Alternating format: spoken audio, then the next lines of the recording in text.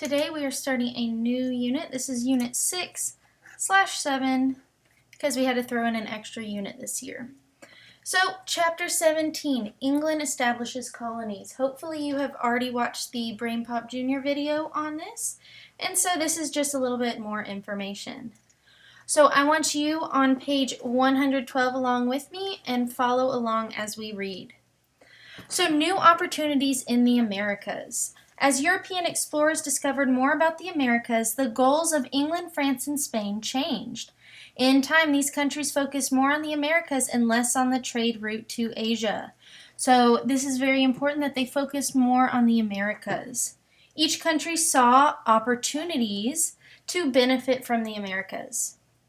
And today we will be talking about England. So England decided to establish colonies, box in that word colonies, in North America. But England needed to find people who would leave their homes in Europe to come to this new, strange land. People were willing. They saw opportunities to benefit from the Americas too.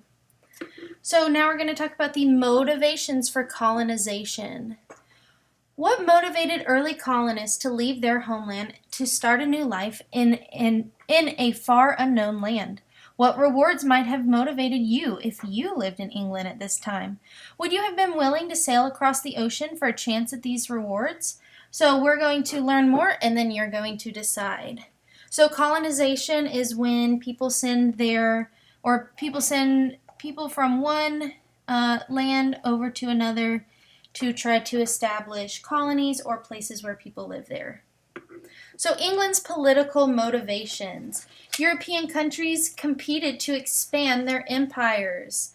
More land meant more gold, more resources, more trade, and more power. So this is very important. I'm going to box that in. They wanted to expand their empires. England wanted to build colonies in the Americas to increase its world power. And so what motivated the colonists? Well, many English citizens felt pride and loyalty towards their country and wanted to help England gain power. Many people saw helping establish colonies as a way to gain personal power. If you had money and connections, this could be your opportunity to gain a title and favor with the king, because the king was usually in charge of deciding if you would go or not. So England's economic motivation. So remember from our one of our previous units, economic is relating to money. So England dreamed of gold, gold, gold. So one economic motivation is the motivation for gold. I want you to write gold off to the side because it is a big factor. Europeans valued gold. They believed holding lots of gold made their countries wealthier and more important. However, gold and other precious metals like silver were scarce in Europe. Remember what scarce means. They didn't have a lot of it. England hoped that North America would be filled with gold. England wanted other natural resources too. We don't really have room to write natural resources, but I'm going to draw some arrows towards it. So they also came for natural resources.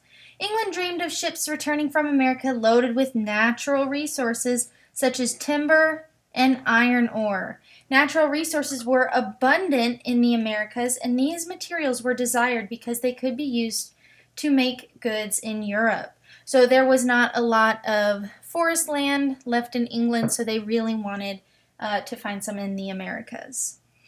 For example, timber could be used to build houses, and iron ore could supply growing European industries. They also saw profit from trade. So trade is a big factor as well. England realized it could benefit by trading with people in its American colonies. The King of England imagined colonists working on thriving farms, plantations, and mines. The colonists would sell their crops and minerals to England. Then they would buy finished goods manufactured in England. This was an economic policy called mercantilism. It helped the wealth and influence of European powers to grow. And then I would like you to read this bottom part on your own. You can go ahead and pause the video and read that bottom part, please. Okay, let's finish up on page 114. England's religious motivations. So they also had religious motivations. The influence of the church was strong in Europe. Kings and queens believed they had a duty to spread the Christian religion. They sent missionaries to the Americas. So what motivated colonists? Many people in England were unhappy with controls over religion. So people in England were trying to control their religion. And all English citizens were required to be members of the Church of England, whether or not they actually agreed with its policies or beliefs. So they didn't like that. They didn't think it was fair. Many people did not agree with the things that the leaders of the Church of England said and did. Many people just wanted to worship according to their own beliefs. The opportunity for, and this is a big key word in this unit, religious freedom. They wanted to have freedom of religion. The opportunity for religious freedom was a big motivation